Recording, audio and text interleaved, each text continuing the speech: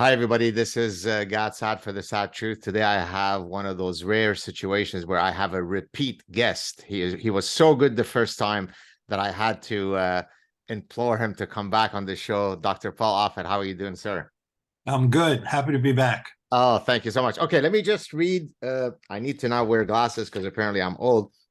You are the Maurice R. Hillman Professor of Vaccinology and Professor of Pediatrics at the Perelman School of Medicine at the University of Pennsylvania, former Chief of Division of Infectious Diseases and the Director of the Vaccine Education Center at the Children's Hospital of Philadelphia, co-inventor of a rotavirus vaccine. So you're certainly well qualified to talk about what we've been facing the last few years. Author of over 150 scientific articles. I won't mention all of your books, but I'll mention at least the two books that have come out since the last time you were on, which was in April 2020. You Bet Your Life: From Transfusions to Mass Vaccination, The Long and Risky History of Medical Innovation. And the one that I just read recently, causing me to make sure to call you back on the show, Overkill, which I'd like to spend some time talking about. Did I cover some of the key points? Is that good? Yeah, sounds good. Okay, so let's begin with obviously what probably most people would want to know. We spoke at the start of the pandemic, where even back then, if I remember correctly, you were saying, well, let's not go crazy in terms of the draconian measures that we might implement. Life is about trade-offs, cost benefits.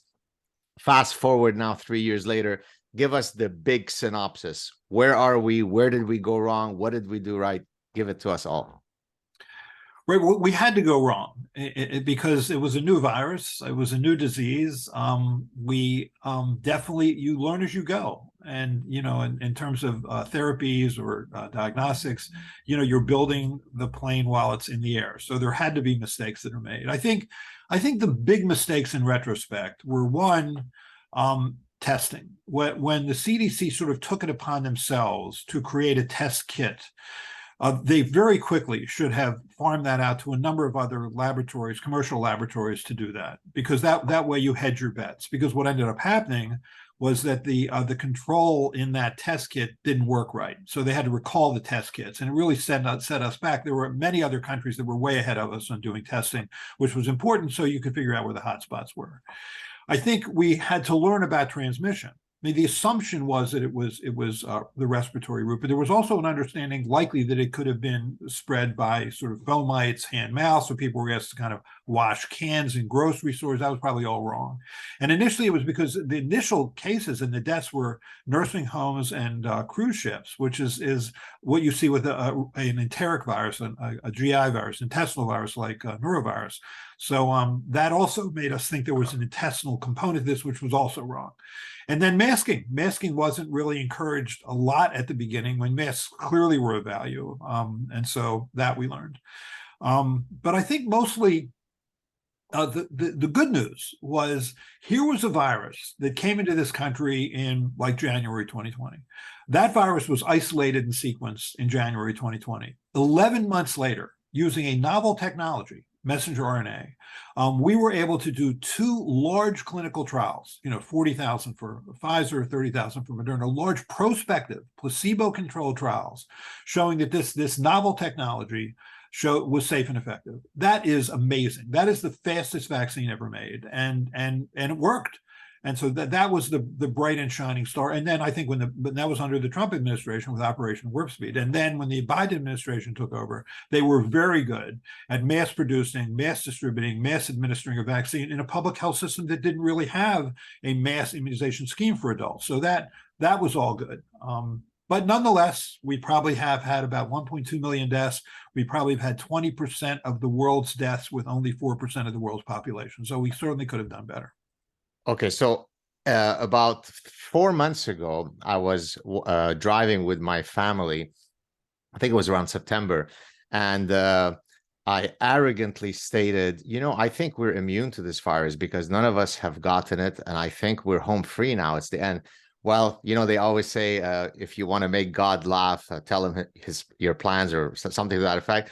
Well, about a week later, my young son came down with the virus. And then I knew that it was inevitable that we'd all get it. I got it, then my wife got it, then my daughter got it. So I went on my social media And I simply wrote something to the effect, despite having been vaccinated 4 times so far, I now have the thing, right? Now, the incredible thing is that both camps, the anti-vax people were very angry at me, and the vax people were very angry at me. The anti-vax people were very angry at me because you're supposed to be this great intellectual. You're supposed to be the guy who wrote the Parasitic Mind. You're a moron. You're a fraud. You took the vaccine. They fooled you. The people who were for the vax said, why did you write the word despite having had, you still got it. You have a large platform. You're now creating vaccine hesitancy. And I said, it doesn't matter what I say, even if it's innocuous, even though I was just looking for something like, hey, I hope you get through this very nicely. You're going to trigger people's ire. So where do we stand on this? Was it good? I mean, I know you don't know my medical history. I'm, knock on wood, a healthy person. I used to be overweight. I'm not. I used to have asthma, not so much anymore. The calculus was that I should take the vaccine. What is it? Are there any controversies about the safety of the vaccine, who should take it, and so on and so forth? Because I hear it from both ends that I'm an idiot. Right. Well, you're not an idiot. I'm going to support that. But here's what I would say. I would say if I had to pick the moment where we made the biggest communications error about this vaccine, it was July 4th, 2021. Because what happened was, when we did the vaccine trials that were then presented to our committee, I'm on the FDA's Vaccine Advisory Committee, when those trials were presented to us on December 10th and December 17th of 2020, those vaccines were highly effective. They were 95% effective against all manner of symptomatic illness, including mild illness. That couldn't last. Protection against mild illness that high could not last. The reason it was so high in those trials was those were 3-month trials. Those participants had just gotten their second dose. So they still had a high level of neutralizing antibodies following that dose. Neutralizing antibodies are not long-lived. And this is a short incubation period mucosal infection. So mild illness had to occur. Even if you were vaccinated, and that's what happened. So now on July 4th, there was thousands of men got together to celebrate Independence Day at Provincetown, Massachusetts. There was like about 79% were vaccinated. Well, nonetheless, there were 346 cases of COVID in people who were vaccinated. 4 of those people were hospitalized. So that's a hospitalization rate of 1.2%. That's good. That's a vaccine working well. The remaining 342 people had a mild illness or asymptomatic infection, which were inadvertently or unfortunately labeled by the CDC in their Morbidity and Mortality Weekly Report publication as breakthrough illnesses. The word breakthrough implies failure. If you have a mild infection or an asymptomatic infection, you win. The goal of this vaccine is to keep you out of the hospital, keep you out of the ICU, and keep you out of the morgue. And that's what that vaccine was doing. That should have been a moment to celebrate the vaccine, but it wasn't. And so hence the word breakthrough was born. So very soon after that, Brett Kavanaugh, just as part of a routine test, as a Supreme Court justice, gets an asymptomatic infection. If you watch the way that was carried on the national media, you would have thought this man was fighting for his life. He had an asymptomatic infection. Lindsey Graham, who I don't often quote for medical information, actually got this right. He had a mild 2-day illness, had some sinusitis, and he said, and I quote, "This would have been much worse if I hadn't been vaccinated." Right. That's exactly right. And we just never got, so what we did was we created an unrealistic expectation. So people thought, I just got vaccinated, or I got vaccinated 6 months ago, and now I have a mild illness. They promised me that this would work, and now it doesn't work. But it was doing exactly what it could do, which is prevent a more serious illness, which is the only reasonable goal for this vaccine. It's the only attainable goal for this vaccine. The long incubation period diseases like measles, smallpox, German measles, rubella, you can eliminate those diseases because you can even prevent mild disease with those infections because they have a long incubation period. So just memory immune cells are good enough to protect you for a long time. That can't be, so you can eliminate. We did eliminate smallpox. We eliminated measles from this country by the year 2000. I mean, it's come back because a critical percentage of parents have chosen not to vaccinate their children anymore. But you'll never eliminate this virus any more than you would eliminate influenza. I mean, I was fortunate enough, as you mentioned, to work on a rotavirus vaccine. That's another short incubation period mucosal virus. We've basically eliminated hospitalizations from that virus with that vaccine, which came out 17 years ago. But the virus still circulates in the community. The virus still causes mild disease in the community, and that's always going to happen, even though 95% of babies are vaccinated. So I think we have to get people to accept mild illness, and we can't because of the way I think the expectations that we created. Where do you, on the continuum of, I don't know exactly which continuum to use, but I recently had over the past few months, Scott Atlas, whom I suppose you know, and Jay Bhattacharya, both of whom I got a chance to meet at Stanford, and they came on the show. Of course, Jay was part of the three co-authors of the Great Barrington Declaration. And I think to summarize it quickly for our listeners and viewers, they were basically taking a tempered position. Yes, of course, there is a virus. Yes, of course, blah, blah, blah. But maybe we don't need to be shutting down the world. Maybe, the consequences of doing all of these sort of, quote, draconian efforts might not be beneficial in a cost-benefit analysis. Where do you fall in terms of what they were arguing? Are you in that camp, or are you a bit more tempered? Where do you fit in that continuum? Probably a little more tempered. I think in retrospect, we shouldn't have closed schools for young children. Although young children can be hospitalized and can be admitted to the intensive care unit and can die, because I work at Children's Hospital Philadelphia, I can tell you that's true. They still have a roughly 1,000-fold less likelihood of dying than, say, someone who's over 65 years of age. And I think something like 93% of the deaths in this country have been in people over 55. And I think there was a tremendous price to pay for shutting down schools in terms of socialization, in terms of education. I think, and interestingly, the American Academy of Pediatrics, when this virus first rolled in this country, argued to not shut down schools. They did. And then they changed that for I'm not sure what reasons. Maybe it was because the teachers associations really didn't like that, because they truly, especially older teachers, really were at risk. But so I think that I think in retrospect we shouldn't have done. But I certainly disagree with Scott Atlas. I mean, his notion was, just let the virus run wild and we'll develop natural immunity and then we'll all be protected. But, the price of natural infection is, that's it. You might die. So I think, you have to be careful about the immunity induced by natural infection can be long-lived and highly protective against severe disease. But there is a price to pay for certain groups. So protect those high-risk groups, people who are elderly, especially people over 75, protect people who are immune compromised, protect people who have a variety of comorbidities where even a mild infection could land them in the hospital, protect them. But remember, especially in multi-generational homes, the only way to protect them is to make sure everybody gets vaccinated. So I think certainly everybody should be vaccinated. That's easy. And then in terms of, shutting things down early on, I think, you learn about that in retrospect. Because remember, in 2020, when this virus rolled in this country, before we had a vaccine, you didn't have vaccines, you didn't have monoclonal antibodies, you didn't have antivirals. All you had was trying to limit human-to-human contact. That's all you had from a virus that ultimately killed 1.2 million people. So I think the initial response to that, which is limit human-to-human contact, was the right move. It was the only thing we had at the time. Remember, and also the surprise was the degree to which someone who was asymptomatic could transmit that virus. Therefore, everybody was at risk. The person you passed on the street who looked perfectly fine could be a source of virus for you. And if you're in a high-risk group, could be a source of fatal virus for you. Got it. A couple of more questions on COVID, and then we can move to some other exciting. I'm good with COVID. We have a vaccine advisory committee meeting coming up on Thursday to discuss, vaccine composition, and are we going to have a yearly vaccine? Are we going to sort of base this on the flu model? So that's all I've been talking about for the last few days. And it's got the FDA briefing document on this, so I'm up to date on this. You guys great. So what's your understanding or how settled, quote, is the science? Although of course science is always provisional, truths are always provisional.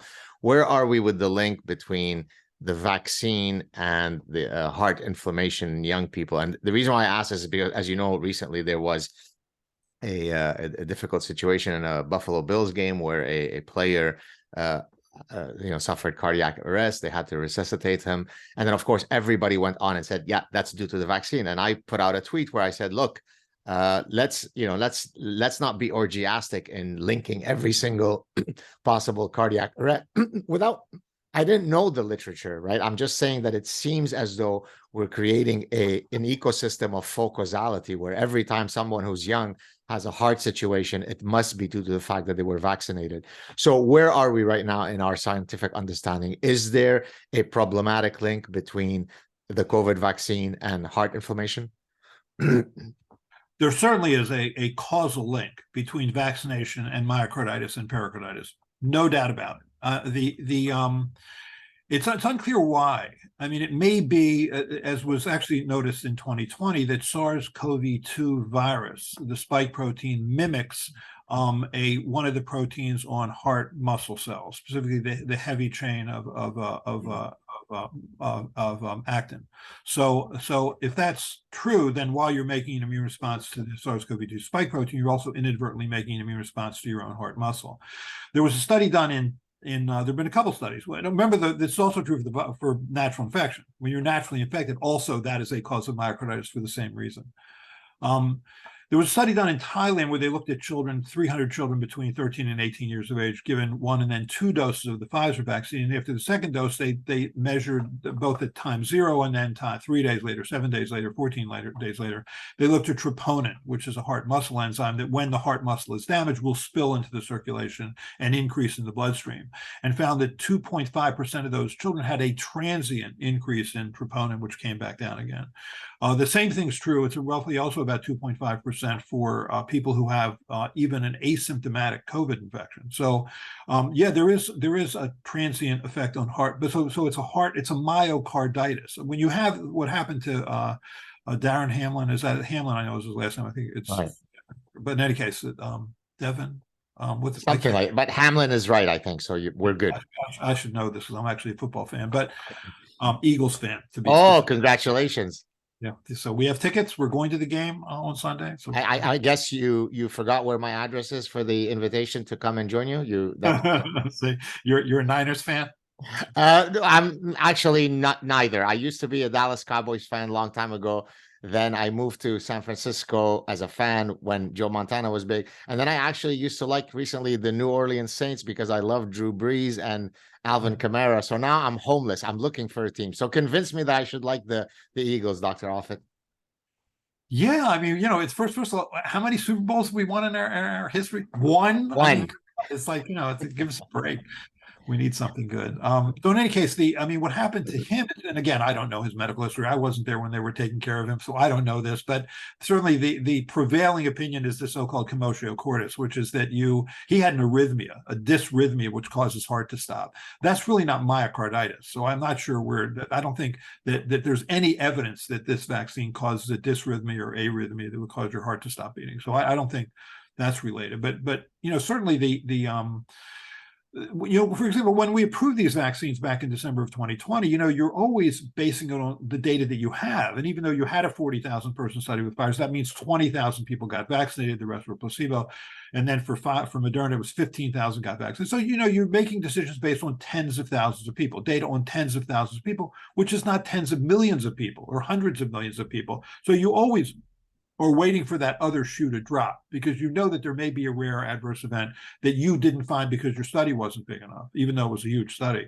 And so that's yes, myocarditis is a consequence. I think we'll find out to what extent there's any long-term consequences with this over time. But know this, the virus also causes it. I mean, when we would take care of kids with so-called MIS-C, this multi-system inflammatory disease of children, which is a striking disorder. I mean, these kids 5 to 13 years of age, sort of average 9 years of age, suffer usually an asymptomatic or mildly symptomatic COVID infection, just happened to be picked up because they were exposed to a friend or family member.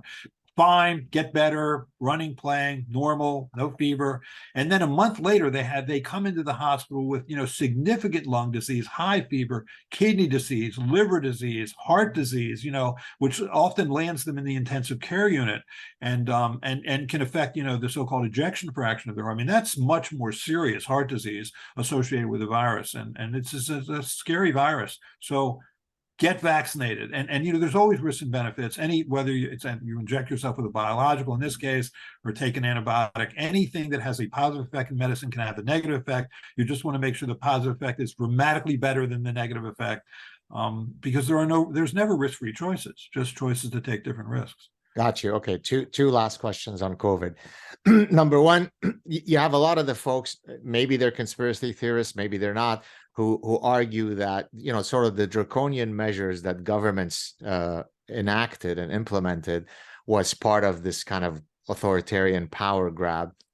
And certainly, as someone who lives in Quebec, few places were as draconian in the policies that they've enacted than Canada in general and Quebec in particular. I mean, there was a time not too long ago where we were under nighttime curfew where you couldn't walk your dog outside. Now, you don't need to be a virologist or an epidemiologist to sort of wonder, you know, which brain trust kids came up with the idea that it's bad to be walking your dog outside. And so there is this so part of the haphazard, you know, enactments of different COVID policies might have been, as you said, you're building the plane as you're flying it. I get that, for seat of the pants decision making. But a lot of people argue that no, there was something nefarious, something political, a power grab by governments. I understand that this is a political question I'm asking you. What if you had to allocate 100 points to bad decisions that were made that were due to, you know, ignorance versus to nefarious causes? How many points would you allocate to each? I would allocate none to nefarious cause. I didn't see that. I mean, I'm I was on the advisory committee for immunization practices, CDC. This is the government. I mean, I'm currently on the FDA vaccine advisory committee. That's the government. I think people are trying to do the right thing. I do think sometimes certain people who are in power have very strong opinions about what the way it should be and kind of push it, and don't necessarily always take the advice or sort of ignore the advice or bypass the advice of these advisory committees because they want to do a certain thing. But I think they're always trying to do the right thing. It may not be the right thing, but I think they're always trying to do the right thing. So I assign 0 points to nefarious. Even to, you know, Donald Trump, I was not a big fan of Donald Trump. I think when he was pushing, you know, ultraviolet light treatment or oleander leaves or Clorox chewables, whatever the hell else he was promoting, I think he really didn't think that was helping, or hydroxychloroquine. I mean, he really, you know, really frankly twisted the arm of the FDA, who approved a drug, hydroxychloroquine, which didn't work to treat or prevent the disease, could cause heart arrhythmias, including fatal heart arrhythmias. And that was, I think, a low moment for the FDA when they approved that for 3 months before they withdrew that approval. But it wasn't nefarious. It was just ill-considered and ultimately ill-fated. Got you. Are there any lessons that we've learned from the current pandemic that we could then now use? Here are 7 best practices that we hadn't known prior to facing this pandemic, that for the, God forbid, the next pandemic, although I'm not much of a religious person, so how about we go with Darwin forbid, there wouldn't be any, you know, future pandemics. What are 2, 3, 4, however many you can come up off the top of your mind, best practices that we've come up with that can hopefully better arm us moving forward? Okay, number one, there will be another pandemic. I mean, we had a SARS-1 pandemic in 2003. We had a MERS pandemic, another coronavirus spillover event from animals to people, in 2012. Now we have this virus, which, you know, came around in 2019. That's 3 in the past 20 years. Let's assume we're not done with this for the rest of our existence. There'll be another pandemic. I think the most important thing is to have an international surveillance system that the minute that kind of virus pops up, you know about it. So you can start doing the kind of things you need to do, which is create personal protective equipment, you know, get enough ventilators in the case of a respiratory virus, et cetera. And we didn't have that. And so what we had to depend on was a whistleblower in Wuhan, China, an ophthalmologist who stood up and say, you know, hundreds of people being hospitalized and people are dying from a virus that we have never seen before. We shouldn't have had to have depended on that. And China also was not very open about letting scientists go in there to look very closely at what was happening. What that ended up doing, because they did that, it gave rise to conspiracy theories which haven't died. And I'm sure in this Republican Congress, you're going to see you know, you're going to see even more meetings where Dr. Anthony Fauci is going to be dragged up before Republican-led committees and once again try to explain that this is not a product of a laboratory in Wuhan, but rather was a spillover event from nature, which happens all the time with the viruses and bacteria that we confront. And I feel sorry for Dr. Fauci, who I think deserves a calmer retirement. So that's number one. An international surveillance system, let this know that's happening. Number two is have a pandemic plan clearly in place. Like we did actually with H5N1, the bird flu, when that raised its head in the early 2000s. I think we had a plan in place which was basically torn up when this pandemic hit. I think the previous administration, the Trump administration, was just hoping it would go away and kept trying to sort of deny it. It's going to be gone by Easter, April of 2020. Obviously, it was silly, and so do the best you can. And I think one thing that was good was Operation Warp Speed. I mean, that was amazing. I mean, basically what the government did was they took the risk out of it for pharmaceutical companies. We'll pay for you to mass produce this vaccine before we ever know whether it works or is safe. We'll pay for your phase 3 studies. We'll pay for your research studies. I mean, they made it easy for the pharmaceutical companies because normally companies aren't going to take that kind of risk. They're going to go phase 1, phase 2, phase 3, then mass produce. Then, they're not going to do that all at the same time. I mean, that was amazing the way that all worked. And that administration has to be given credit for that. Because what they did was normally you go to the racetrack, you bet on one horse to win a race. You don't bet on 5 or 6, which is what they did, because they were willing to take the loss. And that was tremendous. But I think that's it. International surveillance, pandemic preparedness to get ready for this, and then protect high-risk groups. Know who those groups are. Very quickly, you saw this was the angel of death for nursing homes. I mean, 40% of those early deaths were in nursing homes and the elderly. And that's still true. I mean, if you look at who's getting hospitalized and who's dying, it's older people. And it's what I would call the elderly, especially as I get older. I prefer that term. I noticed, by the way, that is it correct for me to point out that you seem to have lost a noticeable amount of weight? Is that true? Have I? You look thinner, but I'm disappointed that you haven't noticed how svelte and gorgeous I'm looking. Since the last time that you and I spoke, I probably dropped, I guess April 2020 we spoke, maybe 50 pounds, but in total, from my heaviest weight, Paul, 86 pounds. Come on, let's hear it from the physician. Give me the standing ovation. I mean, I've basically increased my longevity in infinite amount of weight. I mean, blood pressure, the whole thing, right? I mean, it's funny because for about 20 years I've fought trying to lose the weight that I had gained, after my soccer career had finished and so on, and I wasn't able to. And then COVID came, and in a sense, I turned this, the dreadful reality of COVID and being locked down into a positive, because I didn't have the pull of going to restaurants. It was easier to implement a caloric strategy because we were under lockdown, so that my wife could exactly control the amount of, variety is the spice of life, but it's also a intoxicating pull, because there, especially in a place like Montreal, there's an endless source of possible restaurants that you can go to. And so forevermore, I can think back, yes, there were some negative elements of COVID, but it was, in a sense, COVID that allowed me to have the discipline and the constraints necessary to lose all the weight that I did. Congratulations. That's great. Not an easy thing to do. Thank you so much. Okay. You mentioned earlier Anthony Fauci, which is actually going to be a very nice segue to this book, which I'd like to spend a bit of time talking about. So one of the things, you might have heard the term epistemic humility, right? We'd like to think that scientists exhibit epistemic humility, although academics and scientists are human, therefore they have egos, therefore it's difficult to get them to alter their positions when they're anchored in a particular position. From my perspective, at looking at the positions that Anthony Fauci has taken throughout the pandemic, it seemed as though he lacked epistemic humility. Now, the reason why that serves as well, you can eventually weigh in on what I just said, but the reason that the way that I would segue into this, because each of the examples in this book that you talk about are ultimately a manifestation of the lack of epistemic humility that physicians are exhibiting, right? Because what you do in the book, and then of course I'll ask you to fill in any blanks, is you take a whole bunch of things that we thought were true. Take vitamin C, it will reduce your likelihood of you contracting the common cold.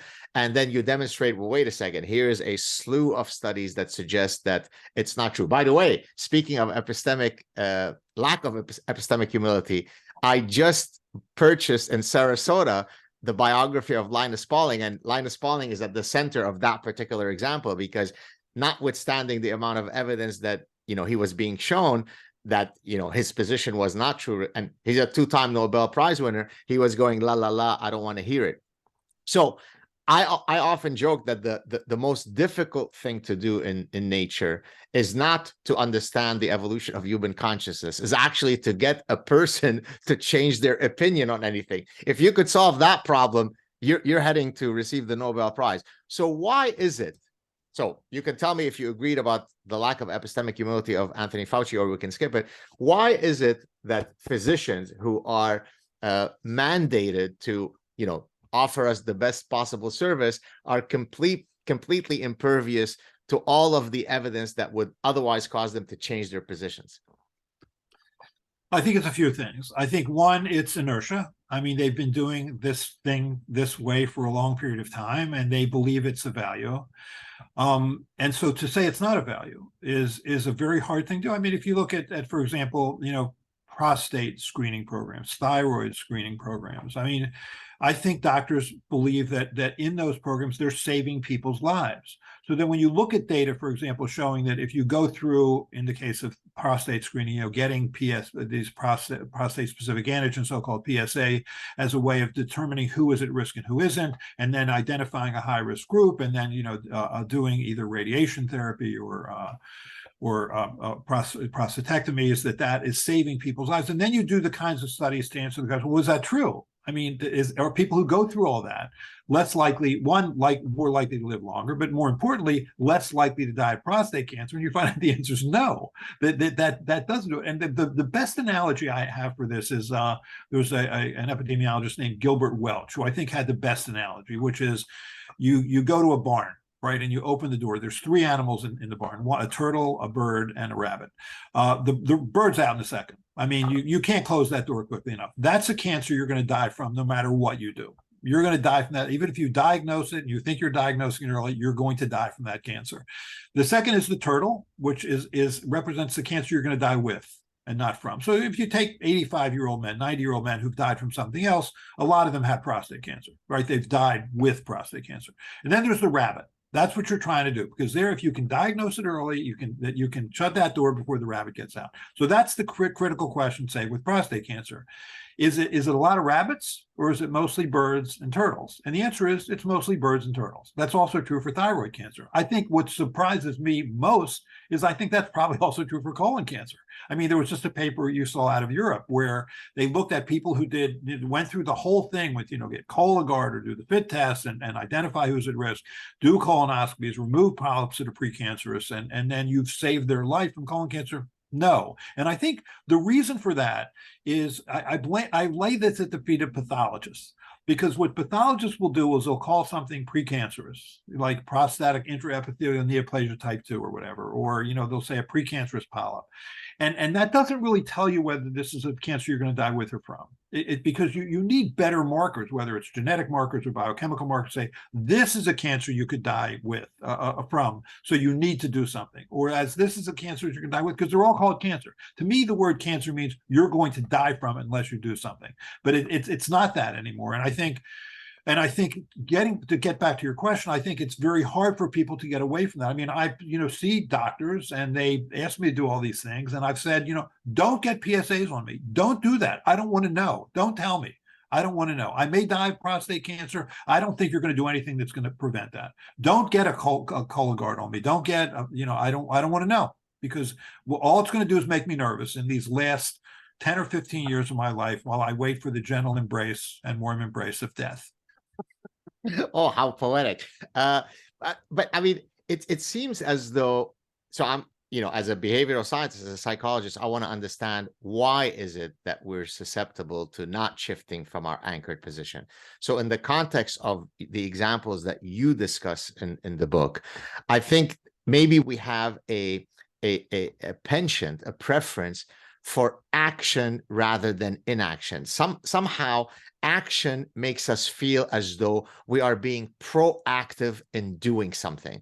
Do you buy that argument? Does that seem to make sense? Yes, antibiotics are probably the best example. I mean, Yeah. when someone comes in, the patient wants that prescription because then they feel like they're doing something, even though it's just a viral infection and it's going to go away whether you give them an antibiotic or not. And all you're doing is really increasing the risks that are associated with any therapy, including antibiotics, and promoting, bacterial resistance, antibiotic resistance. So, yes, it's the desire that doing nothing is not considered doing something, whereas doing nothing is doing something. And I just Right. think it's hard for people to understand that. And I mean, you see this kind of bias, let's say in the what's called the null effects bias in scientific publishing, right? To report that you got no effect in a paper, many editors will say, well, that I can't publish that because I need to see a finding, because a finding seems as though it's worthy of being published. A null effect, but that too is a finding. Oftentimes there's great diagnostic value. I mean, I remember I did a big study looking at dysphoria, right? The opposite of euphoria, a kind of an enduring state of blueness. I looked at the effects of dysphoria on decision making across, I think, 16 or 17 different dependent variables, comparing dysphorics to non-dysphorics. And in all but one, I found no difference in terms of how people made decisions as a function of whether they were dysphoric or not, which struck me as surprising, which was counter to sort of the prevailing understanding of how dysphoria might affect decision making.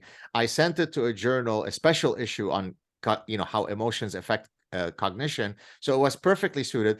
The editor writes back to me, says, love the paper, love the methodology, love everything. Too bad, Gad, you obtained no finding. I said, but that is the robustness of the non-finding is worthy of being in the literature. Now you're going to do meta-analyses where all of these non-findings are not going to be reported. So I think it is an inherent part of the mind's architecture to always prefer something over nothing. Absolutely.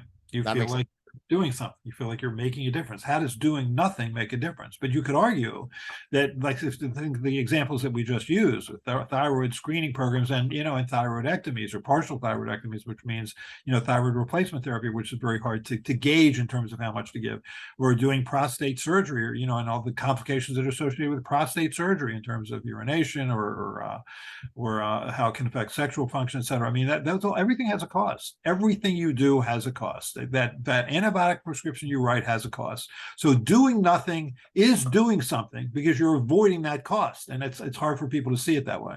Right. And I think the example that originally resonated the most with me as someone who's lectured and written about evolutionary medicine is your example with fever, right? That's straight out of evolutionary medicine. All of the symptoms that the negative symptoms that you experience with the fever and chills and so on, those are adaptive mechanisms meant to expel the viral load. So when we take a cold medicine, yes, I understand, I want to feel better for tonight's exam, but from an evolutionary perspective, it is the perfectly incorrect thing to do. But incidentally, how much of, I can't remember if we discussed this the last time that you were here, how much of your work, as a practicing pediatrician and virologist for the past 30 plus years is informed directly via evolutionary principles? I think much. I mean, Really? I think the fever analogy is a perfect one, actually. I mean, I'll give you a perfect example that ties into COVID. Early on, when the trials were being done for COVID vaccine, a lot of friends of mine volunteered for those trials because they wanted to be in the vaccine group, right? They were hoping they weren't going to be in. They were willing to take the chance because if they didn't volunteer for the trial, they had no chance of getting a vaccine. So I have a friend in North Carolina who I remember he volunteers for the trial. He gets either vaccine or placebo. The next day he wakes up and he's got fever and sort of muscle aches, and he says, "Yes, I got the vaccine." See, that's the right attitude, Right. because what is your immune response doing? When you make an immune response, and all the proteins that are associated with the immune response have side effects, and those side effects include fever. I mean, why do we have fever? We have fever because our immune system works better at a higher temperature. And when you're challenged with a virus, or with, in this case, an antigen, you rev up your immune system, which has side effects. So why ablate those? Why try and lessen those? And there's clear evidence that when you get a vaccine and you have fever, you will have a lesser immune response if you treat that with antipyretics. But we do it all the time. So if that's what you mean by sort of informed by evolution, I mean, why is it that all sort of us, I mean, the sort of the endotherms, why is it all of us endotherms have fever? Where if you're an ectotherm and you're in a lizard, Right. why is it you crawl on top of the rock to sun yourself when you have a bacterial infection? There's a reason for all that. Although, so I mean, I guess the gist of my question comes from actually a guest that I've also had on the show, Randy Nesse. Are you familiar with him, Paul? Nesse, No. Nesse. He is his life's work. He's a psychiatrist by training, but what his real sort of passion, I think, is to try to Darwinize the medical curriculum. The idea being that most physicians will come out of their training without necessarily understanding the evolutionary mechanisms that result in particular adaptive processes. And so there's a distinction. You may or may not have heard of this epistemological distinction between proximate causes and ultimate causes. Proximate causes is where much of science operates, and that's perfectly fine. It's the how and the what of a mechanism, right? How does diabetes work? What are the factors that might increase your proclivity or propensity to get diabetes? And that's great. Most Nobel Prizes have been won at the proximate level. That's fine. The ultimate explanation is the Darwinian why. Why would the mechanism have evolved to be of that form? And to fully understand any given phenomenon, you really do need to tackle it. Not necessarily the same scientists, but the collection of scientists have to tackle that phenomenon both at the proximate and ultimate level. Now, most physicians are trained to be operating in proximate world. There's a problem, I need to solve it. I don't need to necessarily worry about what the Darwinian why is. Maybe in your case you do, because it just seems like viruses mutate. It feels evolutionary, right? But does the typical physician know much about evolutionary theory? I know for a fact that it's a no, because I have lectured to MBA students who come from health backgrounds, and then I talk about the evolutionary roots of pregnancy sickness, and then I'll get a gynecologist come up to me and say, "Oh my God, Professor Saad, I never even knew that explanation, and I'm a gynecologist." So have I captured that correctly? That most physicians will go through medical school without hearing a hint of Darwin? Yes, I count myself among them, and I count myself among those who are relatively ignorant of these sorts of theories. I mean, for me, while it's true I'm trained as a pediatrician and I do round on patients in our hospital who have infectious diseases, mostly I'm a virologist. I mean, practically I'm a virologist. I spent most of my time in a windowless concrete blocked room at the Wistar Institute inoculating mice while we were trying to figure out which part of rotavirus, induced protective immunity, which part of rotavirus caused you to be sick, create strains that would be the best of both worlds, get immunity, don't get sick. And that in 15 seconds, depressingly, describes 25 years of my work. But I mean, that's what I did. So I was sort of laser focused just on that and trying to solve the puzzle of this virus so we could keep children out of the hospital, out of the ICU, and out of the morgue when this vaccine, came out. It's been 17 years since that vaccine came onto the market in the United States and is now routinely recommended for all children in the world. So that was what I did. I mean, so my interest, I guess, in evolutionary biology solely related to viruses mutating. Gotcha. Okay. A few kind of personal questions. You just mentioned, you were working in the lab, windowless lab. You're a professor. You're a practicing physician. You seem to come up with a book every Tuesday. I was going through your thing. It's like every weekend there's a new book by Paul Offit. It's annoying me. Your productivity is an attack on my manhood. But in any case, which of these, I mean, I'm sure you love all of them, and actually that's one of the things that I admire most in people, when they can truly be interdisciplinary, and not just in terms of their scientific pursuits, but just in the tasks that they take on. It's very different to be a clinician than to be an academic in a windowless office. Do you have today a preference? You could only wear one hat, and I'm going to remove all the other hats. What's the one you're going to pick, and why? Meaning in terms of the work that I do, in terms of the books that I read? No, so if, for example, if I said, you might say, well, if I have nothing else that I can be allowed to do, then I'm just going to be an author. Or no, if you take away all options other than one, I'm going to be a clinician. Which is the one that in the morning when you wake up gives you the most sort of gleeful rubbing of your hands? I'm excited by the day to come. Writing. I love writing. Right? Yeah, I enjoy the process of writing. It's in many ways very similar to being a virologist, where you know, here you know little, you're trying to create order out of chaos, Yes. and so you do a series of experiments that allow you to answer a question. I mean, which of two viral proteins evoke neutralizing antibodies? But same thing with writing. I mean, you have this sort of massive information that you're trying to whittle down into a compelling narrative that's convincing for whatever you're writing about. So I really love the process of writing, and I that's when I get up in the morning. That's largely what I do. That's why I've been able to write the books I've written, which I really enjoy. So if you took away everything else from me, didn't let me see patients, and didn't let me do experiments in virology, it's the writing. I'm probably the only person actually liked writing papers and liked writing grants. Well, you're speaking to one, because you know, if you were to ask me the same question, yes, I love all the different elements of my professional career, but there is something maybe not even quasi mystical, maybe straight out mystical in the creative process, right? And by the way, you were kind enough, this guy right here, the Parasitic Mind, you were one of the endorsers. I'm sure that must have been one of the reasons why it became the international bestseller that it became. So thank you for having agreed to write such beautiful endorsement for it. But you know, I love the idea that I open up my laptop one day and I open up that Word document for the first time. There is not a single letter there. Fast forward 12, 14, 16 months later, there is a book that I press send that goes to the publisher. One year, 14 months later, people are sending me selfies with that book that they've consumed. So that creative impulse is something truly mystical. So I completely commiserate with your love of writing. Yeah, it's fun. It's always been fun. I've actually always, even in high school, I enjoyed writing. Yeah. Do you ever imagine writing any books that are not within the medical field?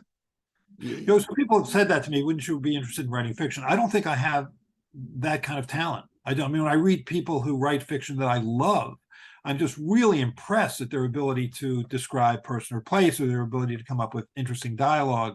I don't think I have that kind of talent. I But think not fiction, not fiction. Excuse me for interrupting. Not fiction versus nonfiction. Even staying with it. So, for example, you know, my several of my original books were all within, you know, evolutionary psychology and so on, because that's my scientific interest.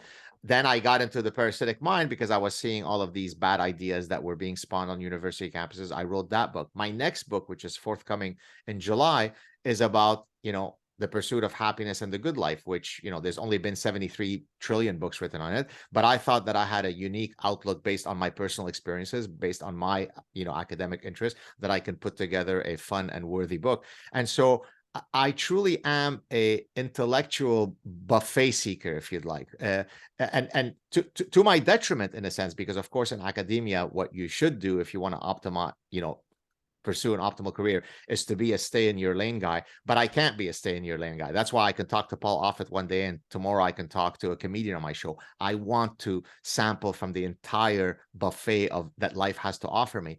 So I could imagine you, without going into fiction, saying, I still want to stay in the nonfiction world, but I want to write in a completely different genre. Has that ever crossed your mind, or you're just the medical guy?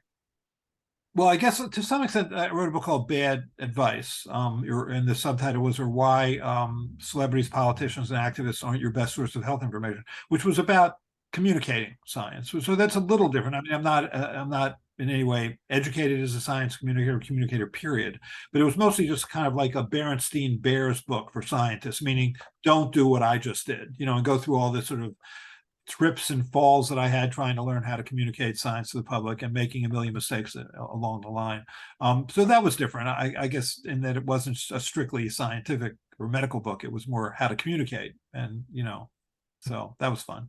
Okay, two more questions because I'm looking at the clock just to make sure that I get you to your next meeting on time. Is 5 minutes okay? Yeah, 5 minutes. 5 minutes, that's perfect. Okay, so here's a maybe question out of left field. It's actually something that I discussed very briefly in the Parasitic Mind, if you may or may not remember. So at one point in the Parasitic Mind, I talk about medical specialties and how political orientations within those medical specialties are, you know, quite different. So surgery, anesthesiology, and urology are actually quite conservative. And now I'm speaking to one who's on the other end of the political spectrum. Psychiatrists, infectious disease specialist, and pediatrician. So you're two of those three things. Tend to be on the ultra, I don't want to say super woke, but on the ultra, liberal left. Do you have any theories as to why these medical specialties assort the way that they do on the political continuum? No, I don't. I mean, well, the easy answer, and it's probably the wrong one, is, I mean, certainly as a pediatrician working in the hospital, I deal with, with patients who have, represent the whole spectrum out there. And I wonder whether a surgeon doesn't, because they're dealing with somebody who's not talking at the time that they're doing the surgery. And they have, I don't know. I really don't know. I'm just So my theory is that there is something utopian about some of the quote liberal fields where you're trying to change the world, and therefore some of the a priori liberal progressive policies seem to resonate with me being a utopian. Whereas when I'm fixing a ruptured Achilles tendon, maybe I don't quite have a utopian view of the world. There is a Achilles tendon that I need to fix, and it ends there. Could that be it? Yeah, I mean, I'd like to say I'm the product of two conservative Republicans. My parents were conservative Republicans. My father fought in World War II. He was disappointed that I didn't fight in the Vietnam War, although I wasn't. And so, but I would consider myself a liberal Democrat, although I'm not. I would certainly not consider myself woke. I guess I'm just trying to deal with like the fact that occasionally I speak to medical students all the time, and I was recently criticized for saying the phrase "pregnant women." Yes, very bad. It's people who get pregnant, Paul. Right, people. Bad. Learn that the hard way. Okay, last question, and then we can say quickly bye offline. It has become a tradition to ask this question. So one of my former doctoral professors in psychology is a gentleman by the name of Tom Gilovich, who pioneered the study of the psychology of regret. The idea being that regret can be of one of two forms. You can regret things due to actions. I regret that I cheated on my wife and that put an end to my marriage, versus regret due to inaction. I went into medicine because my dad and grandfather were, physicians. But now that I'm 60 years old, I wish that I had gone into my first love, which is, painting, art. And it turns out that over the long term, Paul, people's most weighing regrets are those of inaction. So if I turn the question to you now, you still have many more years left of life, but you've certainly lived many years. If I ask you to look back, your one or two regrets, are you comfortable sharing what those might be?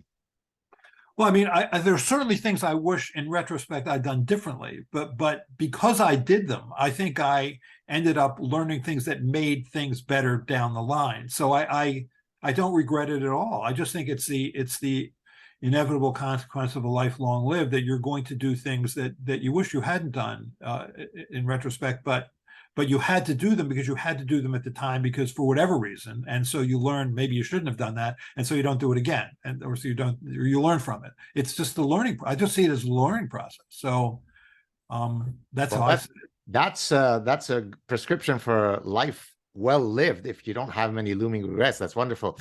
Paul, what a pleasure to talk to you. Please stay on the line so I could say goodbye officially offline. Please come back. Great talking to you. Great seeing you. Cheers. Thank you.